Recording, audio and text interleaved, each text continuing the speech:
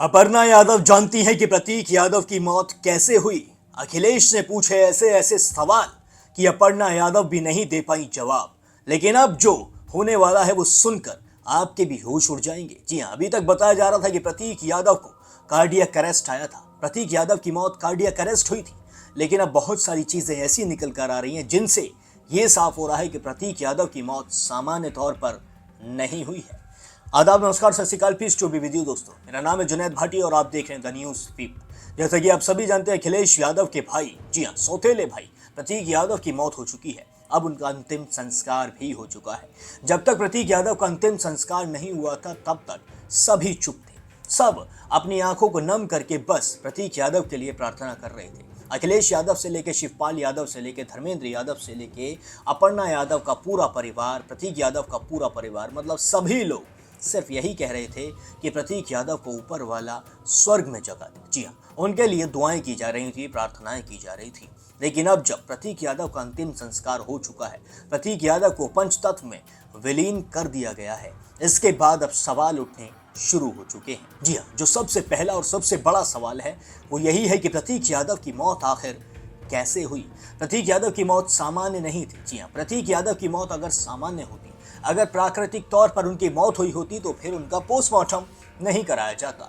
Postmortem तभी होता है जब किसी की मौत प्राकृतिक तरीके से नहीं होती है, किसी वजह से होती है, किसी दुर्घटना की वजह से होती है या फिर किसी एक्सीडेंट की वजह से होती है, तभी जाकर पोस्टमार्टम कराया जाता है। और प्रतीक यादव को पोस्टमार्टम कराया गया है तो फिर इससे साफ तौर पर जाहिर होता है कि प्रतीक यादव की मौत के पीछे कुछ तो जरूर है जो अभी तक भी देश के सामने नहीं आया है। जी हाँ, एक सपा के नेता है, उन्होंने प्रतीक यादव की जब मौत हुई थी तभी साफ कर दिया था कि प्रतीक यादव की मौत के पीछे कुछ तो ऐसा है जिसे छुपाया जा रहा है। प्रतीक यादव की मौत ऐसे नहीं हुई है। और तो और उन्होंने ये भी बताया था कि डॉक्टरों का कहना है प्रतीक यादव के शरीर के अंदर जहर पाया गया है। जी हाँ, जहर पाने के संकेत भी डॉक्टरों ने दिए थे। मैंने जानकारी करी तो जब उनका वो अस्पताल में गए थे तो डॉक्टरों के देखने से पहले ही उनकी मृत्यु हो गई थी।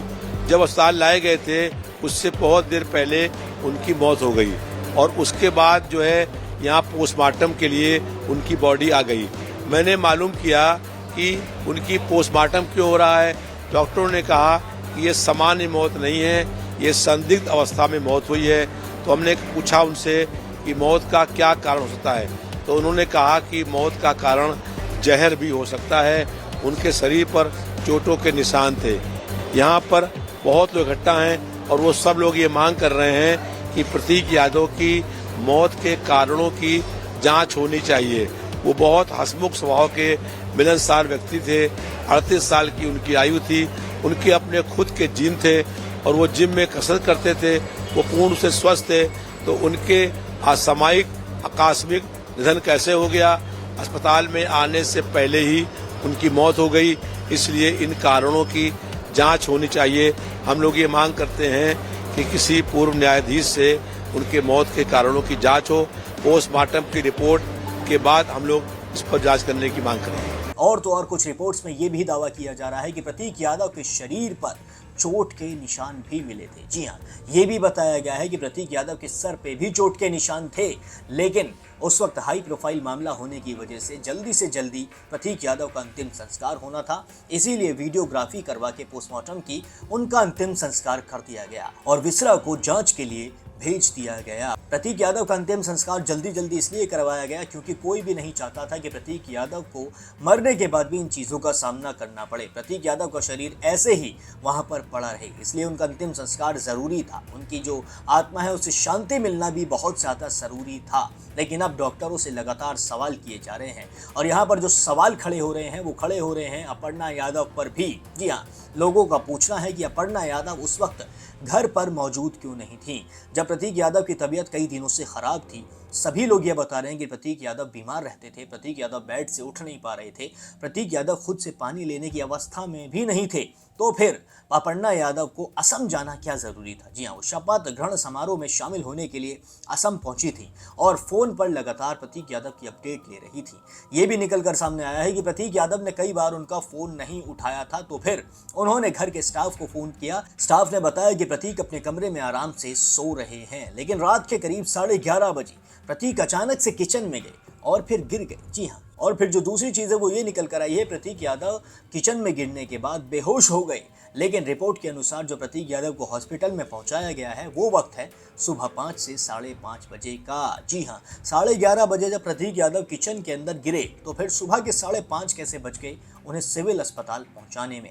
डॉक्टरों का ये भी कहना है कि जब प्रतीक यादव हॉस्पिटल में आए थे, जब प्रतीक यादव को हॉस्पिटल में पहुंचाया गया था तो उनकी मौत हो चुकी थी, यानी कि प्रतीक यादव को मृत अवस्था में हॉस्पिटल लेकर आया गया था। और जो तीसरा सबसे बड़ा सवाल है वो ये खड़ा हो रहा है कि प्रतीक यादव के पार्थिव शरीर को अखिलेश यादव, शिवपाल यादव या फिर शिवपाल यादव के बेटे धर्मेंद्र यादव ने मुखाग्नि क्यों नहीं दी। जी हाँ, जब प्रतीक यादव का पूरा परिवार शमशान घाट में मौजूद था, जब प्रतीक यादव का पूरा परिवार उनके साथ था, तो फिर प्रतीक यादव को उनके ससुर अरविंद सिंह बिष्ट ने ही क्यों दी मुखाग्नि। जी हाँ, लोग इस तरीके के भी सवाल करते नजर आ रहे हैं और सवाल होने लाजमी भी है। जब अपना भाई मौजूद है, जब अपने चाचा मौजूद हैं, जब सब अपने परिवार के लोग मौजूद हैं, तो फिर अपर्णा यादव के पिता प्रतीक यादव के शरीर को मुखाग्नि देते क्यों नजर आए। जी हाँ, इससे कहीं ना कहीं ये शंका जरूर पैदा होती है कि क्या परिवार के बीच कोई खटपट चल रही थी, परिवार के बीच कुछ ऐसी चीजें चल रही थी जो अभी तक भी लोगों के सामने निकल कर नहीं आई। हालांकि परिवार की जो भी चीजें होती हैं वो अंदरूनी होती हैं, वो निकल कर नहीं आए तो ज्यादा बेहतर है। पर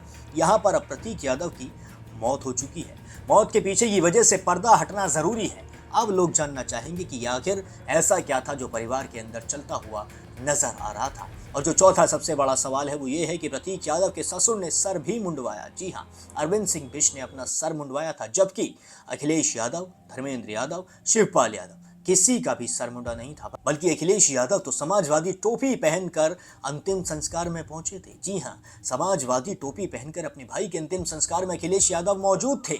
और एक और चीज ऐसी निकल कर आई है जिससे ये जाहिर होता है कि बच्चों से लेना देना इस मामले में नहीं है। जी हाँ, अखिलेश यादव की एक फोटो बहुत ज्यादा वायरल है, एक वीडियो जिसमें प्रतीक यादव की छोटी बेटी को अखिलेश चॉकलेट खिलाते नजर आ रहे हैं, उसका चॉकलेट के पैकेट को फाड़ते नजर आ रहे हैं, उसकी मदद करते नजर आ रहे हैं। इससे साफ जाहिर होता है कि बच्चों से इस चीज का कोई लेना देना नहीं है। अखिलेश यादव आज भी प्रतीक यादव के बच्चों से खूब मोहब्बत करते हैं, खूब प्यार करते हैं, लेकिन अपर्णा यादव से अखिलेश यादव कहीं भी बात करते ज्यादा नजर नहीं आए। दोनों की आंखें मिल रही थी, आंखें मिलते ही नीचे हो रही थी, यानी कि साफ तौर पर दिखाई दे रहा था कि कहीं ना कहीं कुछ तो गड़बड़ है।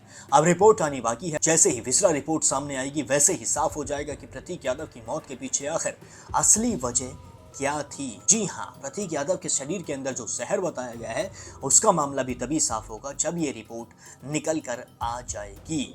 अब ये देखना बाकी होगा कि आगे क्या होता है इस केस में और कितनी चीजें निकल कर आती हैं। प्रतीक यादव की मौत सामान्य तरीके से हुई है या फिर कोई ऐसी चीज निकल कर आएगी जो सबको चौंका कर रख देगी, जो सबके होश उड़ा कर रख देगी। जी हाँ, अब आप मुझे कमेंट करके बताइए कि आपको क्या लगता है प्रतीक यादव की मौत के पीछे आखिर क्या वजह हो सकती है, और अगर कोई वजह है तो फिर वो वजह किसकी वजह से हो सकती है, ये भी कमेंट सेक्शन में ज़रूर बताएं। बाकी और भी सारे अपडेट्स के लिए अभी सब्सक्राइब कर लें द न्यूज़ फीवर।